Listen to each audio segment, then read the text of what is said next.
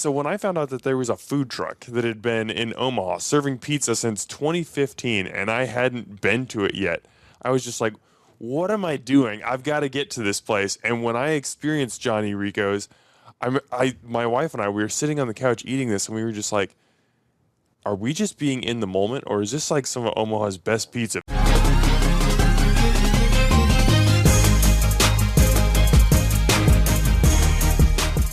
Hey there, Omaha. Welcome into another episode of Restaurant Hoppen. I'm your host, Dan Hoppen, and I love pizza. It is my favorite food, and I feel like I've been to every pizza spot in Omaha, usually multiple times. I've got the different pizzas that I like at each place ranked in my head. So when I found out that there was a food truck that had been in Omaha serving pizza since 2015 and I hadn't been to it yet, I was just like, what am I doing? I've got to get to this place. And when I experienced Johnny Ricco's, my wife and I, we were sitting on the couch eating this and we were just like, are we just being in the moment, or is this like some of Omaha's best pizza? Because this is fantastic. And I needed to meet the guy who is behind it. Erik Ricco Thomas is my guest. He's in studio today. Ricco, welcome to the show. Hi, thanks for having me. So tell me a little bit, give me the elevator pitch on Johnny Ricco's. Like if somebody's hearing about your food truck for the first time, or they've heard about it or seen it but haven't experienced it, what can someone expect from Johnny Ricco's? Well, I do have to apologize. Like you said, we've been around for 10 and a half years, and we're kind of elusive. We do a lot of private events. I learned from my mentor, Cactus Jack, Jeff Leo. He kind of taught me the ropes.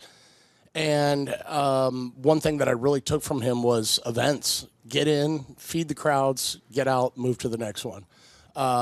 And we've just really that was our baseline in our business model for years. And then we started noticing all these, like, where are they? Where are they? Can't find them. And that's our fault. So we're trying to rectify that. But so I had to apologize for that. And we are expanding, and I'll talk more about that later. But what you can expect from Johnny Ricco's is what I was taught from Cactus Jack's. We are here to serve masses great pizza quickly. A lot of food trucks on the scene are like, oh, how long should it take? La, da, da. And I'm like, if you're over a minute, that's too long. We try to serve a slice or a whole order every 30 seconds. And that's just one thing that we've been known for. People complain we're at big events and it's 90 people deep, and people will walk by and be like, don't worry, as soon as you get up there, you get your food. So that we just really strive on, let's get people the great pizza and keep them moving. And that's the other base model. Living in New York City for such a long time, you're walking to work, you're hanging out with friends, you need a bite, you just slide into your local slice shop, grab a slice, and keep moving. It's fold it, stuff a bunch of napkins in your palm to catch all the grease, and keep cruising. Real quick, I mean, we're going to talk a lot about pizza, but you said something that I thought was really interesting there, talking about food truck strategy, and that you guys were almost exclusively at events. And I actually had a panel of food truck owners on the podcast a couple months ago, and two of them said that was basically what they do. They won't just like so many people, when they think of food trucks, they think like, oh yeah, just pull up in a neighborhood, or we're going to go in this parking lot and people will just come. Yeah. But these food truck owners were like, no, we'll never do that. That's not where the money is. The money is at the events, and where you actually have a minimum and everything like that. Can you pull back the curtain on that a little bit and tell us why, like, good food truck strategy isn't just popping up on the corner and waiting for people to show up? Well, there's rules, like unwritten rules to being a food trucker. Rule number one, don't be a restaurant on wheels. And I strive that to anybody that's coming on new to the restaurant scene. We're here to serve the masses quickly, cleanly, fresh ingredients as possible. So establishing a spot where you sit on, this corner and this corner, main to main, it takes 6 months to a year and a half to establish that. I don't know about you, but I got in this business to make money and feed people. And I just didn't really want to wait around.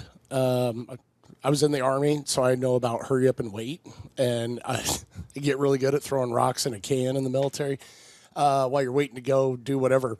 But I didn't want to do that. I wanted to go get in, get my product in front of people as fast as possible, and move on to the next event.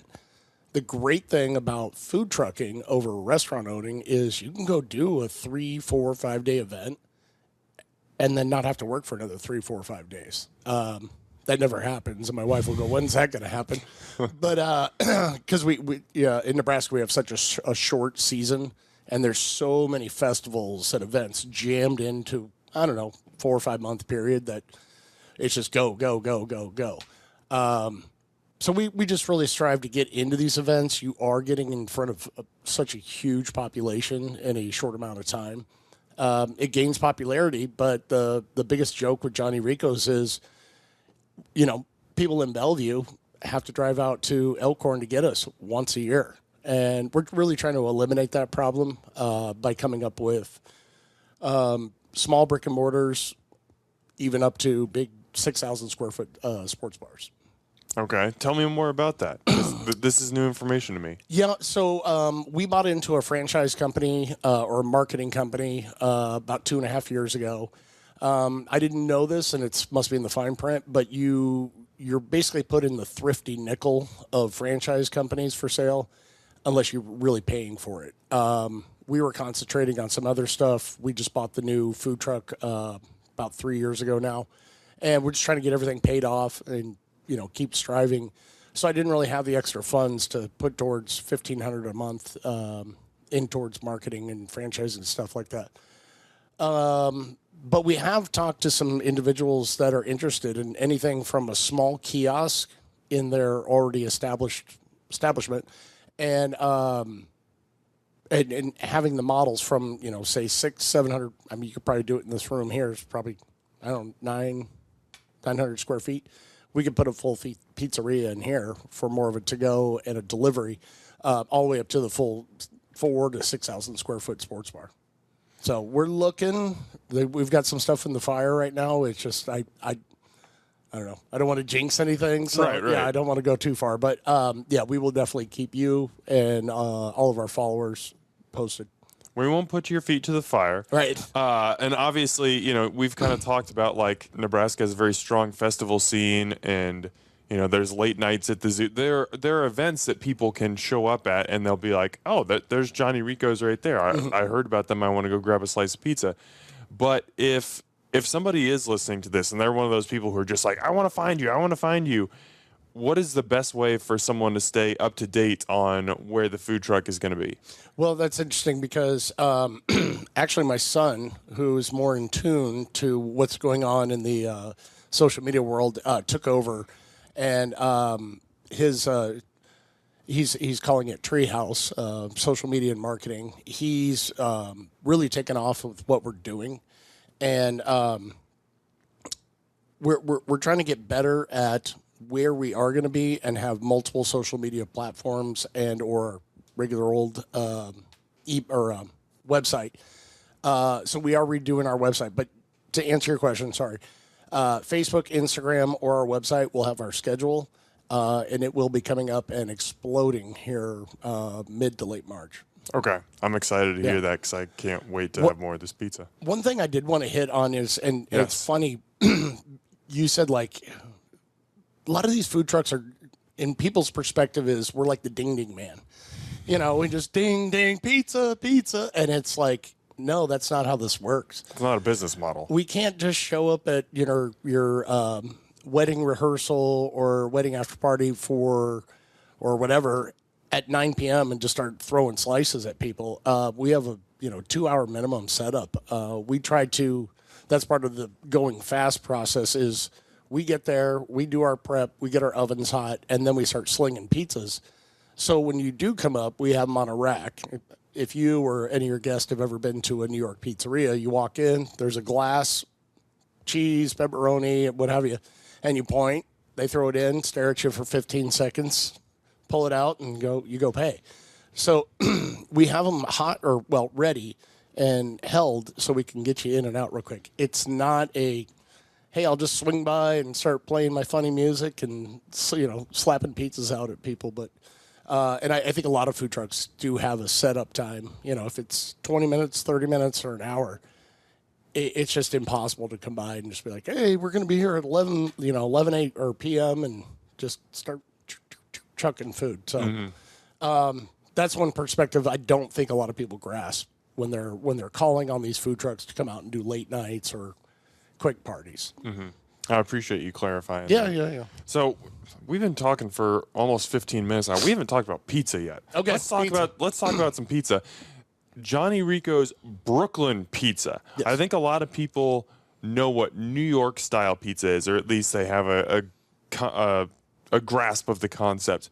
You're specifically Brooklyn. Yes. What makes Brooklyn style pizza Brooklyn? Well, Brooklyn is essentially a lot like New Haven, and we all hear Barstool talking about that. And it's crispy bottom, no flop. Sometimes it's a little heavy, so you get a little flop, but you have nice light crispiness on the bottom, and then a nice light airy dough with the sauce and the cheese toppings as an accompaniment, and then a nice round crisp crust where you can dip it, you can eat it by itself. But there's not a lot of difference. The thing with New York is everybody's pizza or everybody's pasta is better than their neighbors, even though they're relatively, the same damn thing. But yeah, we go for a light, crispy bottom with the light and airy dough and light toppings. One thing that I've noticed from the East Coast to the Midwest is they think the cheese should be the main focus. No, it should be an accompaniment. You should still see, when you're spreading it on the pizza, you should still see sauce. Like it should be just, like I said, an accompaniment and combine all the flavors together. I don't want to eat a slice of cheese or anything with like ground beef or something like that on there. And it just, that's all I taste is cheese or saltiness or greasiness. So we try to keep everything light so you do get full flavor of all the ingredients. Okay, so you want your sauce to stand out. Tell me about that sauce. What makes your sauce unique? Our sauce is really easy. It's not overcomplicated. One thing I learned from working from a big name chef back in New York is he's like, actually one of the sous chefs went to the same culinary school that I went to. And he goes, remember the methods, throw everything else out. He goes, here we do more simple Italian. And that's what it is with our pizza sauce. It's simple. There's not a lot of different products blended into one. It's tomato. We blend it with our spices and we send it. I mean, we want to taste that tomato flavor and a little bit of herbs. And gosh, I'm trying to think of the sugar content. Might be a tablespoon of sugar for 2 gallons of sauce. So barely any whatsoever. You're letting the tomatoes speak for themselves. Correct. What type of oven are you using to create stuff on a pizza truck? So when we started out in 2015, excuse me, we had a food trailer. And I built it like a barbecue truck where you had like the back porch. Well, 3 sides of my 40-year-old oven that's not meant to bounce down Omaha roads was attached to the back, and it opened in. Oh, no. It was pretty warm inside that truck, especially in the summertime. But so we had Baker's Prides. They were 40 years old.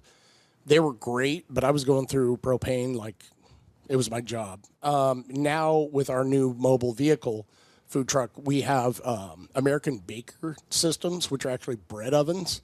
We just took off the steam option, and we have 2 bottom burners and a top burner. So we can actually, from start to finish, if I grab the dough, stretch it, dress it, send it, bowl it out, it's around 8 minutes to cook a whole pie. What are some of the unique aspects of operating a pizza business inside a food truck versus a restaurant? Well, like we all know, overhead, staffing's, we run our food truck with 3 people. We could put a 4th in, but it actually bogs down the pizza side because we have our counter person, whoever's running the window that day, take care of our meatball subs, chips, drinks, and desserts. And it's designed that way to slow down the line just a little bit so the pizza side can get caught back up. You know, if we had 12 pepperoni in a row, like I try to stay ahead, but sometimes I'm like, slow down, slow down. So, yeah, so we've designed it that way. And with the restaurant, that's one big headache that I've heard, and a lot of my buddies that own restaurants in Omaha is staffing. It's killing people. And then you have your rents going up every year, you know, mishaps, AC blows, or, you know, something happens, and it's inevitable. It happens in the food truck too. But I really like the family home life with running a food truck. Like I said earlier, you can go work a big festival and take a couple days off, and be able to go hang out with your family and enjoy the summertime. Something that you've mentioned several times in this conversation already is you like to keep things simple with your pizza. You look at Johnny Ricco's menu, and there's 6 or 7 slices on it, some of which rotate out, some of which are specials, but it's not a complicated menu. You don't like to throw a ton of cheese on it. You like to not go minimalist with the toppings, but not go crazy with the toppings. You want to keep the sauce simple. Let's not overcomplicate it. What is about simplicity that you think makes your product stand out? Well, and like I said, when I worked for that big name chef back in New York, it's all about this Italian. It's hard to put in perspective. It's just simple's better. All the flavors are going to come out. You're going to taste the individual garlic or onions or tomatoes or basil. And that's what I want. I want you to get the full experience with what we're trying to serve too. Back in New York, I mean, everybody that comes to our truck, especially if they're from the East Coast, they get the cheese. And we actually fed the Huskers one time, and Coach Roll came up and got a slice of cheese. And we heard afterwards, he talked to somebody, goes, "Yeah, if you F up a cheese, there's no reason to go back." So we can always pick out the New Yorkers when they come up, but they know they can taste the crust, they can taste the sauce, a little bit of the herbs in there, and then the cheese. You know, they want it nice, light, crisp, and they want a reminder of home. So, and that's what we're trying to bring back. The simplicity of it really keeps your product down, your food costs down. Cheese is probably the most expensive thing on the make line. So for a 20-inch pie, we are using 12 to 14 ounces of shredded cheese on there. So you see a lot of red, and people get scared of that, especially when you're first teaching people how to make pizzas. But you're like, just send it. Look, watch. And it comes out. They're like, oh, wow, it almost looks like too much cheese now. Mm-hmm. So, one of the smartest pieces of advice that someone has ever told me, I mean, at least in the food line of work, was Matt Verzal, R.I.P., wonderful, wonderful man. But he was like, when you go to a pizzeria, get the cheese slice because you're going to taste the quality of the dough, of the sauce, and of the cheese. And if the restaurant is doing those 3 things right, then they'll do everything else right, and you can trust them. Anyone can take a ton of ground beef or a ton of pepperoni or, you know, a ton of sauce and throw it on top of a pizza, and maybe it'll even taste good. Yeah. But if you want to understand the quality of the product, you start with the baseline, and then you can start adding stuff on top of it after that. Yeah. And I one of my old buddies from back in New York, to quote him, he'd be like, they're hiding something. If they're putting too much of something on there, they're frickin' hiding something. And then he'd be like, that's garbage. You know, those old New Yorkers, they're, like I said, they're so judgmental on if it's not their mom's recipe or their pizza, then they're like, that's hot garbage, you know. But yeah, if cheese is one of the most expensive things on the make line, why are you dumping it on there? We went to another local pizzeria chain in town, and they have a box to catch all the cheese and like a wire grate, and they're just dropping the cheese. And I'm like, oh my God, you know, and I'm just watching numbers go up in my head. But we're not trying to hide anything. Like I said, the simplicity of our dough, our sauce, and our cheese, we keep it really simple. We have one called Dumb Meat, and you know, it's got pepperoni, it's got our bulk Italian mild sausage, beef, and bacon on it. And I try to get an even coat. So you're getting a bite of the bacon and the beef, but it's not like every bite is just overwhelming. So we keep it simple. It should all speak for itself, and don't overcomplicate it. Well, let's get into your background because you gave me just a peek into how you've gotten here, and it is a fascinating story that I want to learn about. How did you get into cooking originally? My dad was always a cook. All my friends would always ask me as a kid, like, "Oh, what's your dad cooking tonight?" And they wanted to come over and eat. He was just a home chef, but he would cook like me. He'd cook for 12 to 14 people, even though 5 were coming over. So we always had really good leftovers. I just kind of fell into it, doing construction in the summertime and then working in the restaurants in the wintertime. And I found out I didn't have to buy groceries if I just worked in restaurants constantly. So I think my fridge had ketchup and beer in it for years, like most cooks. Worked around Omaha while in high school, and then I was working at Jams in '96. Mark Hogue, who graduated the Culinary Institute of America in Hyde Park, New York. I worked for him. I was probably pushing 2 years, and I came in and asked him for a raise, and he's like, "No," and I'm like, "Wait, what?" And he's like, "Before you quit, listen, hear me out." He's like, "I applied to culinary school for you." And Oh, I'm like, wow. really? And at that time, you had to have an alumni write you a letter and all that stuff. And I really stepped up, and he showed me a lot of ropes. He was almost like a drill sergeant of the Omaha cooking scene at the time. But we rocked it. I mean, I remember when Jams was, probably the number one spot to go on Dodge. He sent me to school, and I asked if he'd pay for it. He laughed.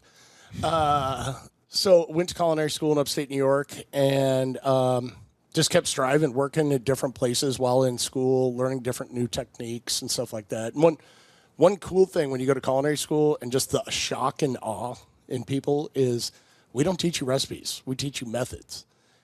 And people were just like, "Oh, wow, okay, that makes sense." They thought they were going to have to learn all these recipes. But learned cooking methods, moved on, had a catering company in New York City.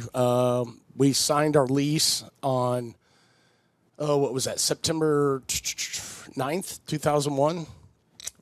We were on Something big was about to change. We were on the Brooklyn Bridge that morning. Oh, wow. My girlfriend goes, "We're fat. Let's go for a run." So we took the train down from Queens to the Brooklyn Bridge on Water Street and started going across it. And we heard the first plane hit. You're the Twin kidding me. Towers. Oh, my Yeah. gosh. So that was a weird day. We got back. She kept running, and I'm like, "Stop." We got back into Brooklyn, got on one of the last trains back up to Queens, and went back upstate and called our landlord, and we're like, we're going to need to stay for another week. And he's like, "That's fine." We came back down, and I was like, "Well, we got this apartment. Let's go down and help, feed some of these first responders." So we did that for a week down at Danube and Daniel.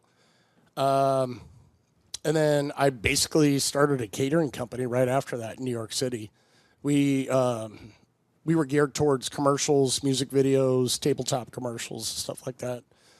Did that for a few years. Moved to Gloucester, Massachusetts, where my girlfriend's parents had a restaurant there. Here, wait. Let's slow down a little bit. Sorry. No, you're fine. I love notes. The efficiency is awesome, but I want to dive into some of this. Yeah. So, first of all, culinary school. Yep. I love getting people's opinions on culinary school because there are some who I think have the mindset that you had originally, where it's just like the best way to rise up in the restaurant world is just to work in restaurants. Whether it's you just keep working at the same restaurant or you go around and get a bunch of different cuisines, techniques, like actually on-the-job training is what's important. Yep. And then there are people who go to culinary school and they say, no, it's good to get the methods, get the history, get the understanding. That's how you build your knowledge. Then you get into a restaurant and you can really go from there. Obviously, you went to culinary school. What are some of the things you think that you learned there that have empowered you that maybe you wouldn't have been able to access if you just kept working in restaurants and not gone? Well, and I always tell my kids, the degree is going to get your foot in the door. It's what you do with that and what you show your employer that's really going to matter.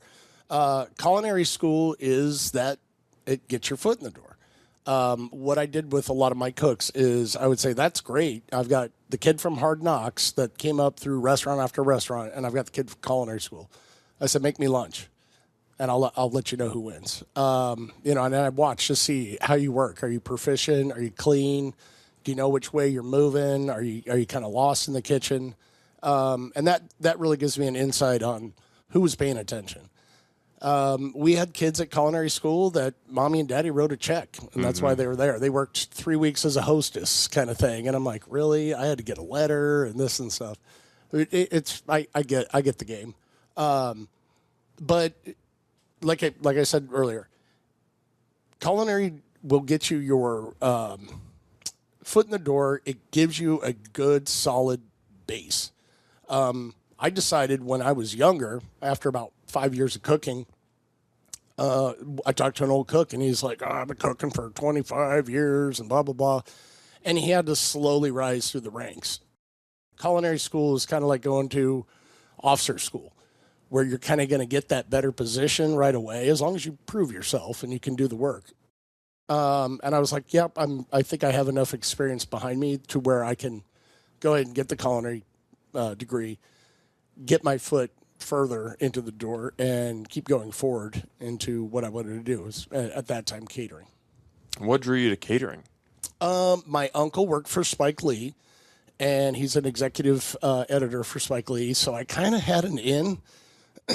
During culinary school, I got to work on a short film for him, so I got to meet producers and just all the talent, and the guy Balky. Anyway, Balky from Perfect Strangers back in the 80s. Got to meet him. He was a character.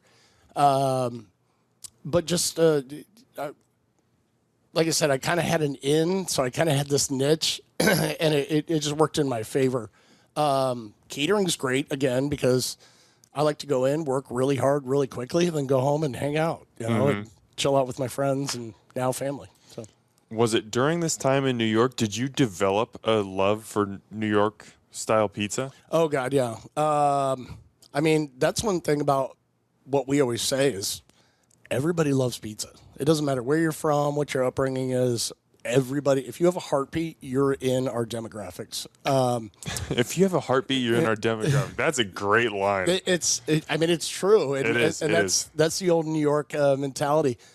So we strive again once to bring our pizza to people that is quickly, and that we can get it out, and that, you know, people can just walk around and eat this thing and still enjoy themselves. They don't have to go sit down and eat. Where's a fork and knife? And that's the other thing. If you ask for a fork and knife, we're kind of like, really, $5? So we laugh at people and stuff like that, and we have a good time on it too, which is great. Especially when people are coming to work, and I'm like, no, mess with them, mess with the customers. They're expecting that. We're a Brooklyn food truck here. Mm-hmm. So tell me a little bit about feeding the first responders. What I remember, and I was 11 years old when this happened, so I have very little ability to impact anything that was going on. 11-year-old in Omaha, Nebraska. You're a professional, basically on the front lines there. What was it like to be so close and involved with that? It was weird because you're in a kitchen. And you only see what's going on outside if you're stepping out for a smoke or, you know, out to talk to somebody real quick. And it's boom, it's right there. Because we were in Tribeca, and you basically step out and look down, and you can just see the smoldering buildings. And I mean, they ate first class. I mean, we had salmon with a sorrel beurre blanc on it, and I'm like, wow, these guys are eating. I thought we were slinging burgers and dogs and stuff like that. No, we were doing really nice food, and they were just so appreciative of it. And you know, to be there that day and to smell those smells for, it seemed like 3-4 months. It just smelled like burning tires and electrical fire for months, and just to be able to do that part. And see the appreciation of the American people coming together and just being like, hey, these are, you know, we just went through something horrific. You know, this is the least we could do and stuff. And there was a lot of volunteers down there. It was really cool to see. But it was just in a really bad situation. Mm-hmm. So it pulls on you. It pulls on the heart there a little bit. I'm sure. Yeah. On a little bit more positive note, I mean, like, New York is one of the food capitals, not just of America, but of the world. I mean, it's a place that's looked upon as one of the food meccas. What was it like for you to kind of grow up isn't the right term, but like that's where you're going to culinary school. That's where you're really getting into food to kind of grow up professionally in that environment. What was that like? It's different. New York's got this heartbeat and this like pulse to it. I mean, you can just stand up against a building, and I used to smoke, and I'd go out and have a cigarette, and you could just feel like this pulse. And you're like, man, this place is alive. And one thing I know about big cities like that, and when you're striving, is that place will eat you up if you let it. You've just got to stay focused. You got to strive, and you got to do better than the guy next to you. We started off like, that's what I was saying with the catering for film and stuff. We got a short film. It was literally $3,500 to feed 35 people 2 meals a day. So it was breakfast and lunch. I had a Ford Explorer, so it was like you come to the back passenger door, here's our coffee and orange juice, and then you go over to the back hatch, and we have eggs and all these Cambro stuff like that. And it was weird, but we have to make it happen if you're going to start a company right after a tragedy like that when nobody was really catering. And to get into that industry, we took a beating. We took a loss. Our tip was a double-sided page of every production house in New York City that producer knew at the time. I think we were living on pistachios, 2 5-pound bags for that weekend, and I just sat there and called everybody. Second to last number, we happened to get a company that was doing a shoot, tabletop commercial, and all that happens on something small like this, to feed the crew and the clients and the talent. And we did like a frittata and had this and this and that. And guys came out and kind of poked it. And they're like, all right. And they ate it. And they're like, wow, this is really good. And they asked us if we could do like omelets to order and stuff like that. So we ended up going with that production house and catering for them for 3 years when everybody said, oh, caterers don't last here. So we got to do that and just kind of do a whole spread. And it was super cool because that was like our into that industry finally. It didn't matter who my uncle was or who we knew. We had made our in with our food. And like I said, we did that for 3 years. We're still friends with all the people at that production house. Now the director's retired, but we still chat and talk. And they're like, when are you doing? And let me know when you're going to open a pizza place because they'd love to come out and check us out. And so that was really cool. And then I know I kind of jumped. I said we moved up to Gloucester. I was up there for like 6 months with my girlfriend's parents' restaurant. And I just had this wildfire that I was like, let's go be chefs on a yacht. I wanted to hear about this so bad. You were a yacht chef in Key West. Wow. Yeah. It's another industry that's really hard, and you got to be the squeaky wheel to get into. You got to look the part. You got to cook the part. It's my wife started watching one of those shows, Below Deck, and it's all about the crew, and it's pretty spot on. And everybody's like, oh, what was it like cooking on a yacht? I said, watch, I think it was one of the first episodes. The chef, we give you an itinerary of what we're going to do, and then we go, what's your dietary restrictions, blah, blah, blah. We give them this whole form to fill out. And literally, I had a bunch of wives that were out there with their husbands. No meat, no this, no that, blah, blah, blah. I'm vegetarian. And 3 a.m, I get a call. Hey, we want nachos with beef on it. And it's like, wow, guess who gets to get up and make that? So, but it was fun. One of the funniest stories is we had the owner who owned a bunch of dealerships out of Houston had some guests down, and I think they were from the Northwest. And he's like, well, what's for dinner? And I was like, well, I'm going to buy some of the freshwater lobster down, or not freshwater, the saltwater southern lobster that don't have claws. And I figured we'd do that and blah, blah. And he goes, nah, my guest has never had Maine lobster. Call the pilot. Have him go pick up some Maine lobster and fly it down here. We were off Belize. Yeah. So the pilot left Houston, flew up to Boston, picked up lobster, and flew down to Belize. We took the little dinghy, or I forget what they call it, into the the main harbor there, and got up on the dock, met him there, and he's just like, "This is crazy." Handed me the lobster, and I cooked Maine lobster for everybody that night. That is just wild. Yeah, there was just some of the money you see. You're like, "Oh my god!" But something that fascinates me about that though is like you have to have as a yacht chef, I guess probably as a caterer too. You have to have incredible versatility. Yes. It's not like you can say, "Oh, well, I'm a pizza food truck, so guess what? We got pizza today." No, it's if the client wants X, you got to be able to cook X. So you need to know how to be able to cook Maine lobster. You need to know how to be able to make low-end food like nachos and burgers. If somebody wants filet mignon, you better be able to cook that perfectly. How do you develop the skill set to be able to say yes to not everything, but almost everything? I mean, that's what we do in the industry. We take care of our guests.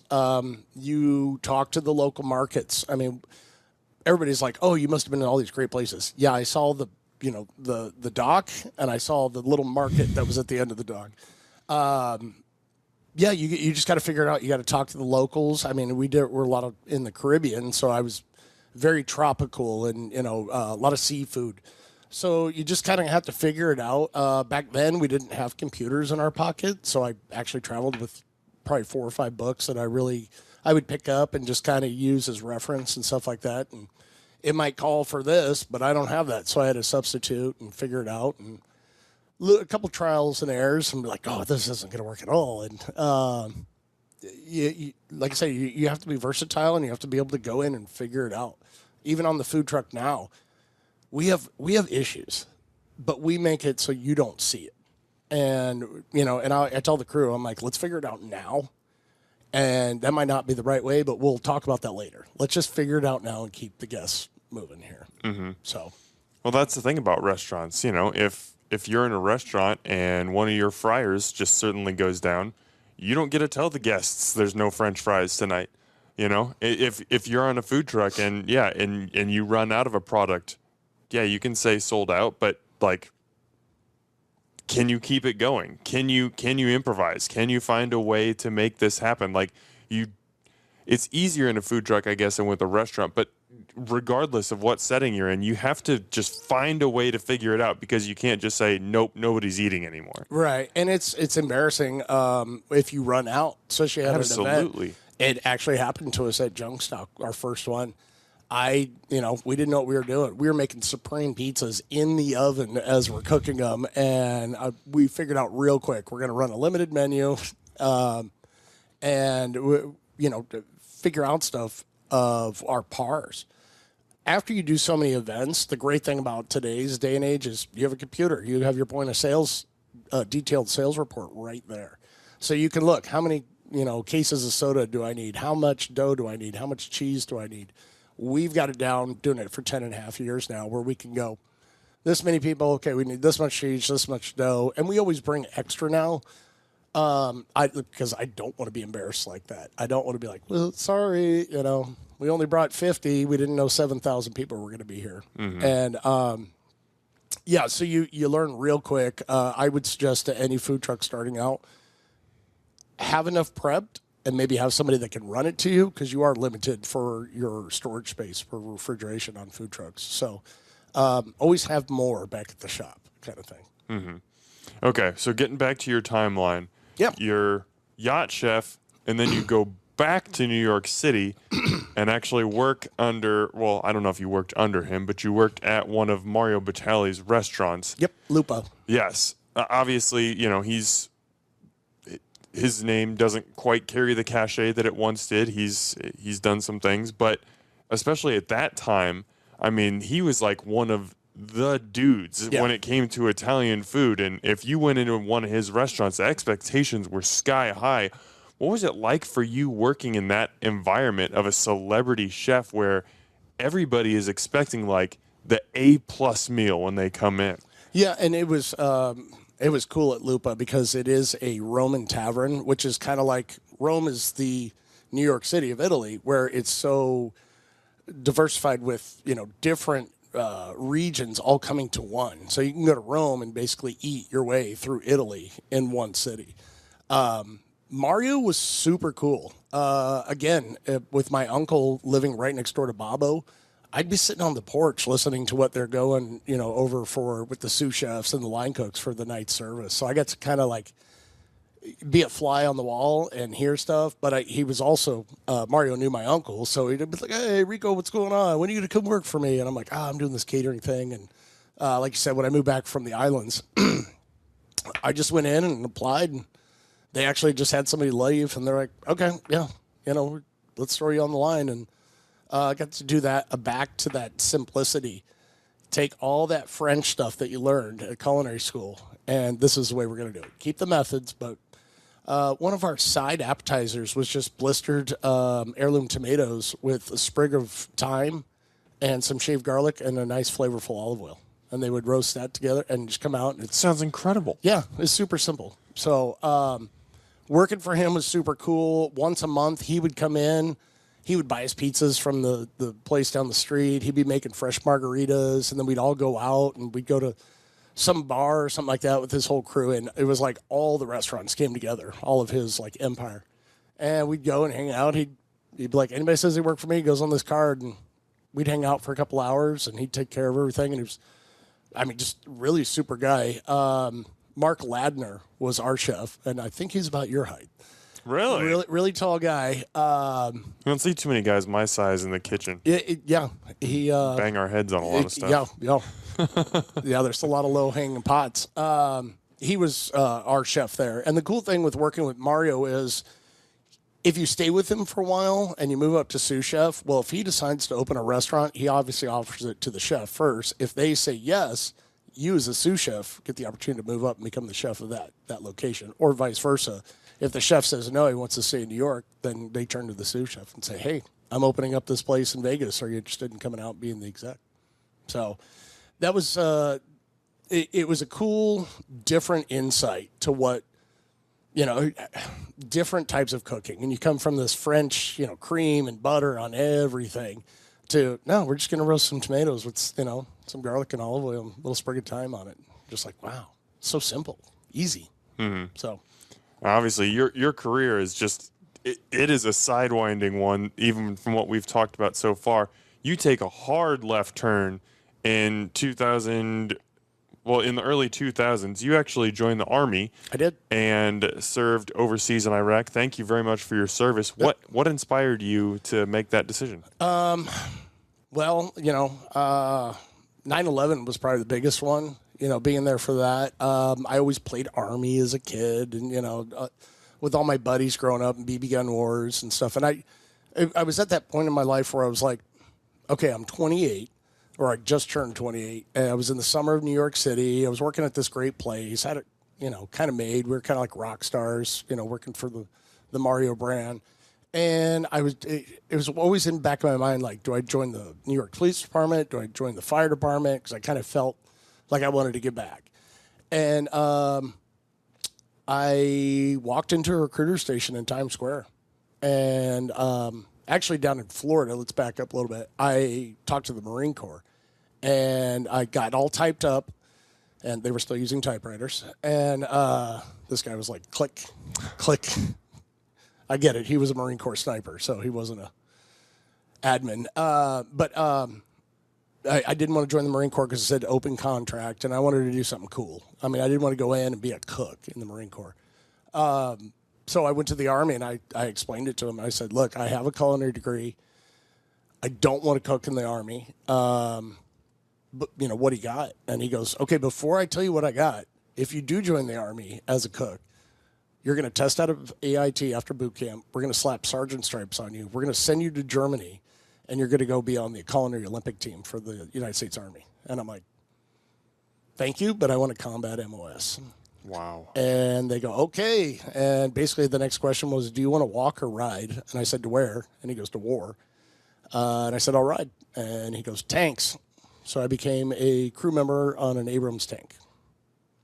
So did 11 months and 26 days with the 3rd Armored Cav over in Iraq, up on the Syrian border, close to Turkey. It was different. It was an experience over there. It's really hot, very dusty.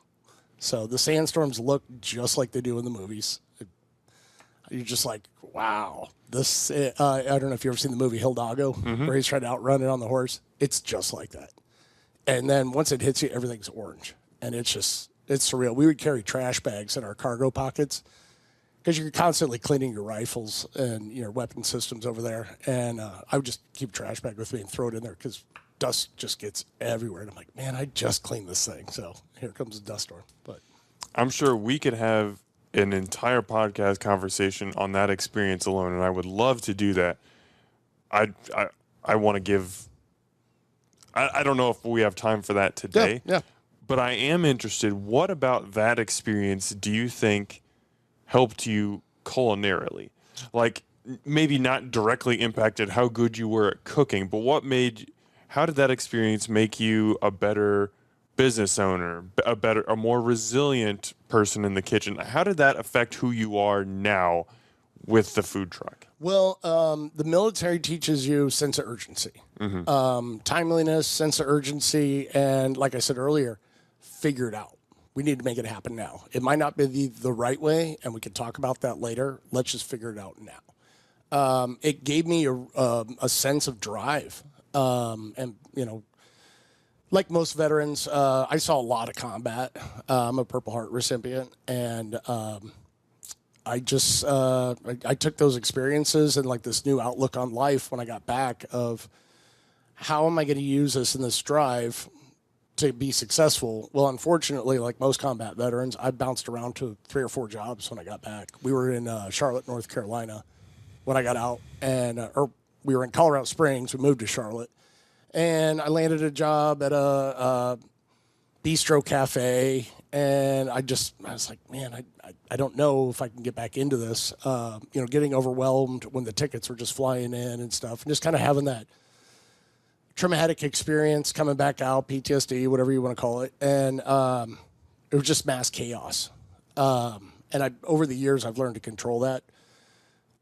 Working for a catering company in North Carolina, I was there for a while, and I was getting to that point where I was like, I need to do something for myself and my family. Talked to my buddy that was from Queens, and he's like, hey, I'm moving out to the beach. And I go, oh, what are you going to do with your pizzeria? And he goes, well, that's why I called you. Do you want to buy it? And I was like, well, let me talk to the wife. And I talked to my wife, and she's like, just buy the damn thing. I'm like, why? She goes, you order pizza 3 times a week. Might as well make it for yourself. Yeah. So she's good like that. She could read me pretty well. Bought the pizzeria. He had to repossess it, so we kind of brought it back to its glory. And then mom and dad still lived here, so we were like, this is 2012, 13. The wife and I were talking, and I'm like, the economy down here is just not great. We're not doing anything for with our house and stuff like that. We bought a nice house down there, and I was like, we're just not making a dent in any of our bills. And I said, let's just sell and move to Omaha. And she's like, what? She grew up in Texas and Indianapolis on lakes, and she's like, wait, Omaha, Nebraska. She's like, is there a lake there? We live close to a big lake in North Carolina, and I was like, we have the Platte River. You just got to stick your feet in and lean on the current. She came kicking and screaming, but she's in the hospice industry, and she was in senior living, so there's a great market here for that, and we just came out, and I shopped around looking at a couple brick and mortars, and I'm like, let me try this food truck thing. And she's like, well, we'll see. And I went out and worked for Cactus Jack for, it was close to 8 months doing the state fair. Who's Cactus Jack? He owns a burger chuck wagon, and they're based out of St. Libory and Grand Island. He's one of the big dogs out at the state fair. Has a great setup, puts a burger out every 15 to 18 seconds. Holy smokes. I worked for him maybe 4 years ago. I just went out to help him for a day or two at the state fair, and it's motivating when you work for him.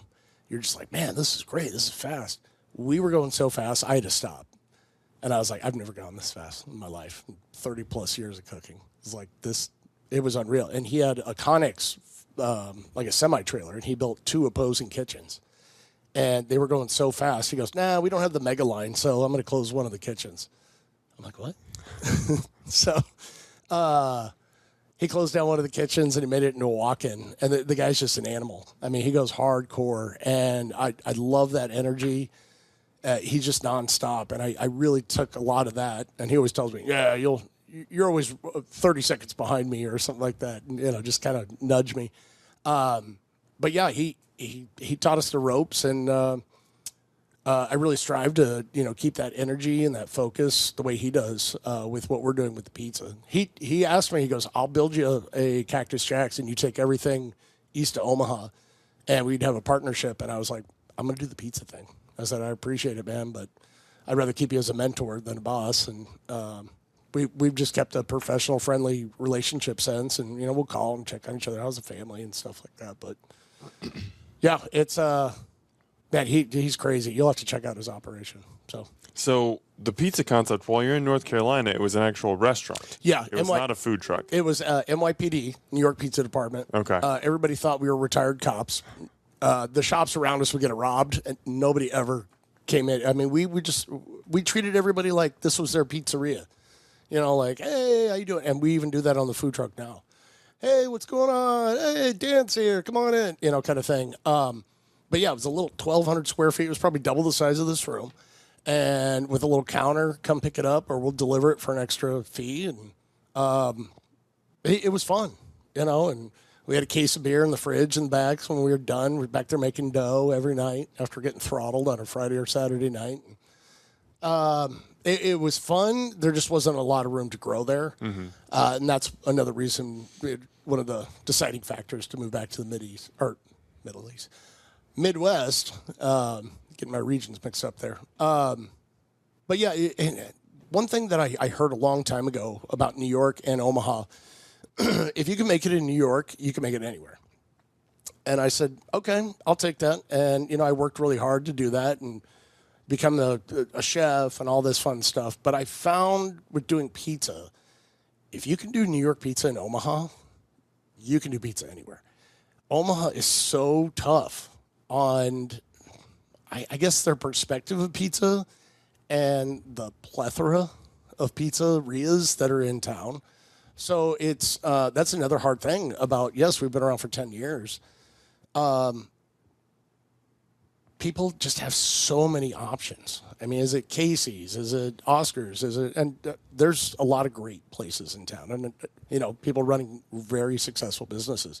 I just think it's overwhelming. It definitely can be. Yeah, the amount of pizza that's out here. I heard that the Cake Boss guy was talking to one of our friends. I think it was Dominic over from Rotella's, and he's like, "Oh, you should open up a Cake Boss out in Omaha." And he goes, "I'd never open one there. There's just too much competition." And he's like, "Really?" So Omaha's, I forget what the percentage is, but we have a lot of restaurants per capita and bars. But I like to see what was happening back in the 90s with jams and like the different restaurants that are popping up. I think we're coming back to that. And I think in Omaha, you're seeing these new mom and pop shops, especially, coming out and really showcasing what Omaha, people can do. What are some examples of that? Who's doing that well? Well, Tasty's Pizza. I don't know if you know, we're part of the MOPA, Metro Omaha Pizza Alliance. Yep. Started by Dave Lasoli. And you're really seeing some of these pizza guys come out of the woodwork, and you're like, oh, cool. It's not, some places in town take pictures and you're like, wow, did your 3-year-old make that? Everything that we're seeing coming out of Tasty's right now looks amazing. And fortunately, I haven't had a chance to try it yet. I've met her a few times at our meetings. With the food truck, it's usually go, go, go. I'm eating my slice once a day. But yeah, Tasty's Pizza's really taken off. Dan, down at Patty's, the old McFly's, he came out to Junk Stock the first time, and I looked at his menu. I'm like, are you going to serve all this? You got like 40 things on the menu. He's like, yep. And they do it. They slam it out, and they make great product, and it's really quick. And this is Patty McGowan's, just to give them, give them their love. Yeah. I think Omaha, and what I'm seeing, and I don't get out that much, but what I'm seeing is a lot of people are changing up the old school menus. They're putting on new things. sampling stuff, see what the crowd's like. And I think that's what Omaha needs is let's keep going in this direction where we're not just doing the mundane, just blah, blah, blah, frozen burger, throw it on the grill kind of thing. Let's throw some chorizo in it. Let's do something fun. Mm-hmm. So I'd love to see that. We only got a couple more minutes here, but there's something that I'm really interested in. You kind of just talked about Omaha's pizza scene. There's several places where you can get New York style pizza in Omaha now. Like you've got your options. But when you opened in 2015, I tried to go back and look. I think Noli's also opened in 2015. Virtuoso opened in like 2017. There weren't a lot of New York style pizza options. What was it like helping introduce Omaha to this pizza style? What kind of comments did you get? I mean, everything was positive. It was just really tough because nobody knew who we were. And I think a lot of times we didn't know where we were going. We had one event and we picked up the truck like the Friday before that event. And the event was on a Tuesday at Scott Technology. And we're like, what do we do? What do we do? We got out there, we got all set up. We forgot we didn't have propane, so we had to rush over and get that. That was fun. But yeah, we didn't know what to do, and we got done with that event, and I came back, and Kelly and Todd from 402 were renting a commissary with us, and I was like, okay, we did that. Now what do we do? And they're like, find somewhere to sit. And I'm like, what do you mean? What do I do? And just trying to figure it out. We'd go park illegally, and the cops would come up and kindly tell us, what permits we needed and stuff. And everybody's been really great. The health department here is amazing. They're really friendly. And, we just kind of had to figure it out and start cold calling people in car dealerships and schools and now we have, and I'll tell this to anybody that's starting out, don't go sit in a dead spot. Go find the people. I mean, especially your first year, you've got to shove it down their throat, literally, and get your product in front of them. Get people talking about it. And that, going back to my son saying with the social media, what he's done in the past 3 to 4 weeks with our social media, it's a new perspective. Facebook is for us old people. I'm 49, so that's, us grandparents, apparently. And all my kids are like, no, you got to be on Instagram. You got to be on TikTok. You got to blah, blah, blah. And I'm like, do it. I'll pay you. Just do it. And we've gotten yourself out. We've had a couple other food reviewers come out, and just it's really cool to see that. But like I said, I can't strive enough to these food trucks that are just starting out. Don't go sit at Bob's Bar every night or sit on the corner and stuff like that. Get ready. Right now is the time to start to get in front of these promoters for these events. Get in, work out any kinks, and try to get your food out as fast as possible. Mm-hmm. Ricco, this has been an absolute pleasure talking to you. And I want to apologize to you because I feel like I'm doing your career and your life short shrift. Like, this could be like a 3 or 4 hour podcast easily. We could go Joe Rogan on this thing if we wanted to. Right. I apologize if I get off track. There's so much. Mm-hmm. And like I said, it's our own damn fault for not kind of getting out there and getting our name, but we are doing that now because we do want to take care of the Omaha scene. We do want them to go visit Virtuoso. We want them to go see Dan down at Patty's. We want them to see all these mom and pop places. And Dan, shop local. Let's take care of these mom and pop places, and let's bring the income into them and let them thrive and start new stuff. But like I said, we're getting with you, finally getting to meet you and Brock, and getting our story out there a little bit. I think it's going to be great for not just us, but everybody, and give something to our customers to talk about. Hopefully other trucks and other pizzerias come in and chat with you. And, we kind of, it's cool because we're competing, but it's a collaboration. Right. Yeah. And we're all in this game together, and there's plenty to go around. So, we're super cool people. We like to hang out with people and, try new stuff. And like I said, I just think Omaha we're getting to that point where we're about to peak again. And we're going to see some really cool food coming out of local places here. I agree with you. So, and you talk about getting the word out there. I'm going to do what I can because I'm just telling you, this pizza is legit. not that I was skeptical, but I was just like, this place has been around forever. I don't hear that many people talk about it. And you talked about the reasons why. But as soon as we bit into that pizza, I was just like, holy smokes, this is like the most slept on pizza. Like, people need to be talking about this more. So let's talk about it more. Follow Johnny Ricco's on Facebook, on Instagram, on all the social channels. You can see where they're going to be popping up. Obviously, we're recording this in the dead of winter. It's like 5 degrees outside today. So not exactly food truck weather, but that's going to be ramping up in the upcoming weeks, upcoming months. And you want to try this pizza. It's really good. You want to meet this guy. You want to hear his story. Ricco, thank you so much for coming on the podcast today. I appreciate you and your time so much. Yeah, thanks for having us, and we're just glad that Omaha has really accepted us, and it's a nice place to call home. Absolutely. So. Omaha, as always, thanks for eating with us.